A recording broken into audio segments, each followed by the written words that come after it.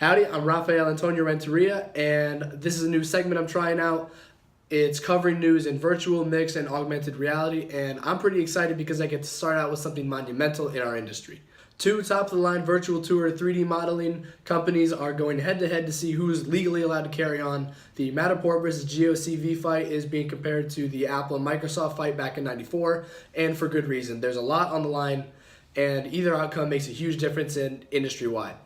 So, what are these companies, how do they work, and what's going to happen? Find out in this installment of The Aspect.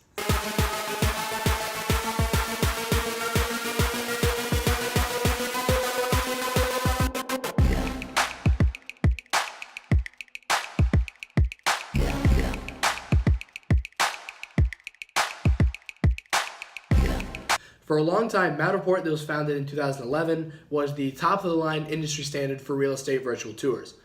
And for good reason. It's a high-end service that makes really nice-looking 3D models. But in 2014, GeoCV came in with the goal of making 3D modeling more accessible to people via 3D-enabled smartphones and tablets. So here's the conflict. Matterport is suing GeoCV for 6 patent infringements. And those are identifying and filling holes across multiple aligned 3-dimensional scenes, building 3-dimensional composite scenes, identifying and filling holes across multiple aligned 3-dimensional scenes. That's just the first patent with more capital letters. I got all these from inman.com. I don't know if it was a typo or they patented with lowercase letters. And the other ones are capturing and aligning multiple 3-dimensional scenes, semantic understanding of 3D data, and determining or generating a navigation path through a captured 3-dimensional model rendered on a device. So obviously from outside the courtroom, we can't know exactly what's going on, but what we can do is look at both companies and see how this kind of conflict has played out in the past and see if we can predict where this is going to go. So here's a rundown of how Matterport works. You buy one of their cameras, shoot your area, pay the processing fee, and then you pay the monthly hosting fee to keep the tour live for anyone to view.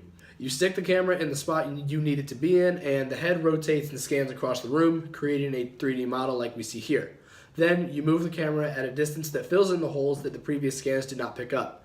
Anywhere black on an area is where you have to go back and cover to have a full 3D model with no interruptions. So once you go through that whole process, you will get a 360 virtual tour. And this is actually the one that Matterport has on their home website. And I know that while I'm navigating through this, it might seem really choppy when you're looking at the screen recording through this video, but that doesn't do it justice. You can look at any screen recording and they're usually pretty choppy. But I'd say the transition's pretty smooth and the 3 main viewing modes are pretty good. The one we're in right now, the 3D navigation. When I was first getting started in virtual tours and 360 stuff, Matterport's name came up a lot, and it's definitely more of a one-stop shop than the 360 camera and Pano 2 VR software combo that I use now. And it's a lot less work with Matterport, but there is less freedom when you're talking about the design of skins and the design of hotspots when you compare it to something like Pano 2 VR, where you can mess with the code and you have more freedom. But Matterport definitely gets the job done. The other contender in this fight, GeoCV, has a similar process. You would buy their product, which is a scanning tripod head with a 3D-enabled smartphone on it, or you would buy their software and the tripod head that scans if you already have a 3D capable device like the Samsung 8. The next generation of iPhone is going to have a 3D enabled camera, so they will support that once that's done. And then you're going to shoot your area. And as for the fees for the processing, hosting, and stuff like that, they can't be found publicly yet, but I did ask GeoCV for more information before I made this video, and they told me that the pricing is going to be competitive based on the volume and feature set. And I also asked them about support for 360 photos. You will be able to export 360 photos to post on Facebook or view in a headset or something like that. And they said that there is an export to Google Maps feature on their product map, so that's exciting for me personally because that makes things a lot easier. As for the actual shooting, it works the same way as any other 360 camera shooting. You would take the device with the tripod and just put it in spots until you have the area all covered. So once GeoCV goes through their whole process, you will get pretty much the same thing as Matterport. You'll get a nice dollhouse view. I do like how this starts out with the dollhouse view rotating rather than Matterport puts you right into it, which isn't a problem. I guess it's just personal preference. But dollhouse view looks pretty much the same. Still looks pretty clear. You get a good understanding of where everything is in relation to each other. And the second view, the walking mode. And like with the Matterport model, that it's going to look really choppy and not smooth on this, and that will also depend on your internet. Also affects the rendering of the images. But I still think these are some really high quality photos still for, I believe this was taken with a Samsung because I think that's the only device that was capable at this time when GeoCV partnered with Halstead. And then we look at the floor plan, and they have that floor selector still. But the thing that really makes this one cool, now I haven't seen another GeoCV model with this one, but the outdoor 3D model. That's sweet. Like, look at that. And I think that's one of the things that will maybe save them a little bit in their conflict that they're having, because this is completely different. I've never seen this done before. And obviously things do look computer generated because they are, but it looks real enough that it's like, wow, okay, that's definitely the house. And I believe this was all shot with a drone. And these guys have some really interesting premium features, including like virtual staging, a teaser video, and a single property website. And something really cool that I found out with GeoCV is that one of their apartment scans in San Francisco got uploaded to the game VR Chat. If you follow memes, that's where Ugandan Knuckles came from. I'll pull up the video here, but I feel like this is exactly what virtual tours are missing, and that's like one of the good final steps. Like a game element where you could give a family a bunch of headsets, and as a realtor or anyone, you could just walk the family through instead of having them hop from node to node. So I found this on Reddit that was posted about 2 years ago, and if you go down in the comments, one of the co-founders and CEO, Anton Yakobenko, commented saying that basically that this space was captured with the help of new-gen mobile devices with 3D cameras and their app, along with the help of Google Project Tango. I'll link that Reddit post in the description. So with Google's Project Tango, you would literally just walk around with a tablet or a phone, and the 3D model would scan that way. And that's how the space in VR Chat got here. Now, Google Tango will no longer be supported this coming March because Google's now using AR Core as their champion against Apple's AR technology. And Tango was based more on 3D sensing camera tech, so that required making whole new devices, and AR Core is designed to carry out the similar task that Tango would have, but using the existing cameras that are already on Android devices. I'll make a video explaining more what's happening on that end, but let's get back to talking about what I found on Reddit. The main thing I like about this exchange is how the CEO is interacting with just regular people and like asking them what they would do with a 3D scanner in their pocket.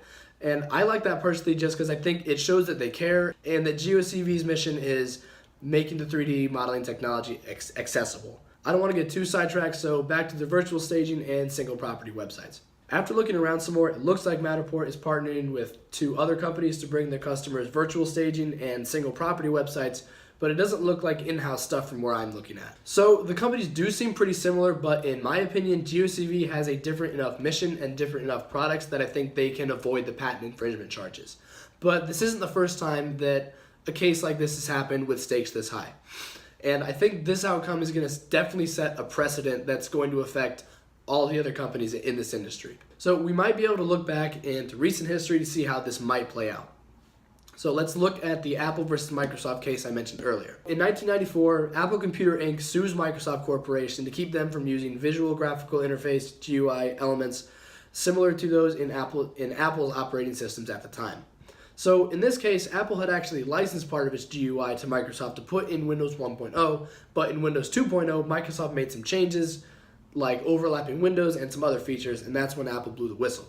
Some of the features they were arguing over were the rectangular appearance of windows, windows being able to resize, overlap, and have title bars. So eventually the court asked an analysis from Apple listing the specific GUI elements that Apple said that they said were infringements. Out of 189 GUI elements that they listed, 179 of those were the ones that they had actually licensed to Microsoft, and the other 10 were deemed not copyrightable by the court. The key reasons that we want to look at for that ruling was that they were unoriginal to Apple or were the only possible way of expressing a particular idea. Those reasons alone make me think that this might go GeoCV's way. Because capturing and aligning three-dimensional scenes is not something original to Matterport, neither is building a three-dimensional composite scene, and neither is generating a navigation path through a captured three-dimensional model rendered on a device. You have a lot of services that have been doing this for around the same time as Matterport, and some even longer than GeoCV. So it makes you think, why hasn't Matterport gone after the other services like Pano2 VR, Cupix, and iStaging? Just by looking at the two companies side by side, it's obvious that GeoCV is a threat. Setting aside that GeoCV is more focused on making 3D modeling more accessible, that drone work on Halstead that we saw earlier was something that I hadn't seen before. And just like when I found out that some gyms had Google Virtual Tours, I had the same feeling, like, why isn't this a standard? It definitely should be. Personally, I'm rooting for GeoCV in this one because it's a great David and Goliath situation, and I definitely say that they're the underdog in this one. And I also see them doing more in the VR and AR space than Matterport in the future because they want to innovate and they have to innovate. And GeoCV working with Google's Project Tango while it was around excited me because that definitely shows that their vision goes beyond real estate. So here's what I think will happen with either outcome. If GeoCV can defend themselves successfully, I think they'll keep innovating and be on a good track to becoming the world's #1 solutions provider for 3D capturing. That's the company's ambition, according to the CEO, Anton Yakubenko, which we mentioned earlier. And that was a quote that I found on 3dprintingindustry.com. I'll link that. I also think it'll be a win for others in the industry because if GeoCV can avoid infringement on these patent charges, then the other companies that do basic virtual tour stuff will be safe from legal action, as they should be. On the other hand, if Matterport can prove GeoCV of patent infringement, I feel like they'll try to acquire GeoCV just because of the places that they will go and are trying to go that Matterport isn't necessarily pursuing. Either that, or GeoCV just has to stop what they're doing. And personally, I don't think I'd like to see that. Either way, it's going to make a huge impact on the virtual and augmented reality industry. And once more news comes out, I'll be putting updates on here. So check back for those. And thank you so much for taking the time to watch the video. I hope I got you informed or at least a little curious. And put any questions in the comments. And I'd also like to know what your opinions are on this whole mess. So as always, have a great day. I'll see you soon. For the Aspect VR News, I'm Rafael Renteria. Good night.